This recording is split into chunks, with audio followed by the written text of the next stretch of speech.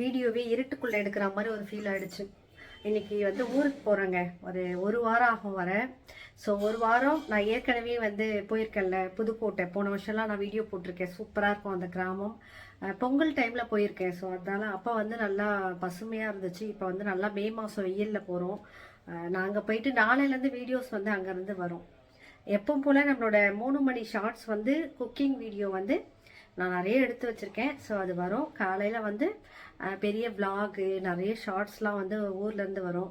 கிட்டத்தட்ட ஒரு வாரம் அந்த மாதிரி அதுலேயே போயிடும் எங்களுக்கு. ஸோ இன்றைக்கி வந்து ஊருக்கு கிளம்புற விலாக் தான் எடுத்தேன். ஸோ உங்களுக்கு ஷேர் பண்ண போகிறேன்.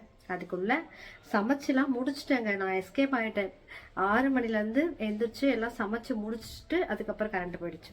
ஸோ என்னெல்லாம் ரெடி பண்ணி வச்சுருக்கேன் ஊருக்கு போகிறதுக்கு. ஒரு வாரத்துக்கு ஓரளவுக்கு மேனேஜ் பண்ணுற அளவுக்கு இவங்களுக்கு சில சமையல்லாம் பண்ணணும்ல, அதெல்லாம் என்னால் முடிஞ்ச அளவுக்கு ரெடி பண்ணி வச்சுருக்கேன். ஓகே, அதை வச்சு மேனேஜ் பண்ணிவிடுவாங்கன்னு நினைக்கிறேன்.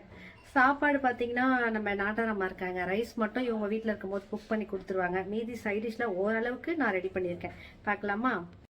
எப்போவுமே 5 மணிக்கு எந்திரிச்சு வாக்கிங்லாம் போயிட்டு வந்து தான் வேலை ஸ்டார்ட் ஆகும். இன்றைக்கி ஊருக்கு போனோம் அப்படின்றதுனால வாக்கிங்க்கெலாம் லீவ் விட்டாச்சு.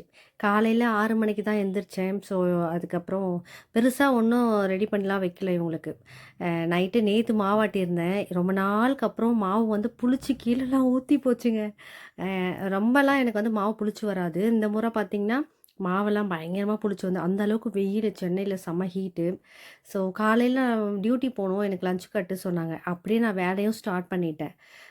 இவங்களுக்கு வந்து ஒரு 1 வீக் தாங்குற மாதிரி தக்காளியில் கிரேவியும் கொத்தமல்லி தொக்கும் ரெடி பண்ணியிருக்கேன். அது தனித்தனியாக ஷார்ட்ஸில் அப்லோட் பண்ணுறேன். இன்றைக்கி வந்து கறி குழம்பும் இட்லி ரைஸ் பண்ணியிருந்தேன். மீன் குழம்பு வந்து கவலை மீன் தான் வாங்கிட்டு வந்திருந்தேன். ஸோ கவலை மீன் வந்து நாளைக்கு யூஸ் பண்ணிக்குவாங்க அப்படி சொல்லிட்டு. மற்றபடி ரைஸ் எல்லாம் பார்த்திங்கன்னா நம்ம பக்கத்தில் நம்ம நாட்டார்மட்ட சொல்லிட்டேன். டெய்லி கொஞ்சம் ரைஸ் மட்டும் வடித்து கொடுத்துருங்க, குழம்பு வைக்கும்போது கொஞ்சம் கொடுத்துருங்க, அவங்களுக்கு வச்சுருங்க அப்படி சொல்லிவிட்டு மீதிலாம் சைட் டிஷ்லாம் தோசை மாவு ஆட்டி வச்சுட்டேன். மாவு இருக்கிறதுனால இவங்க இதை வச்சு மேனேஜ் பண்ணிக்குவாங்க. கரண்ட் இல்லாதனால வீடியோ ரொம்ப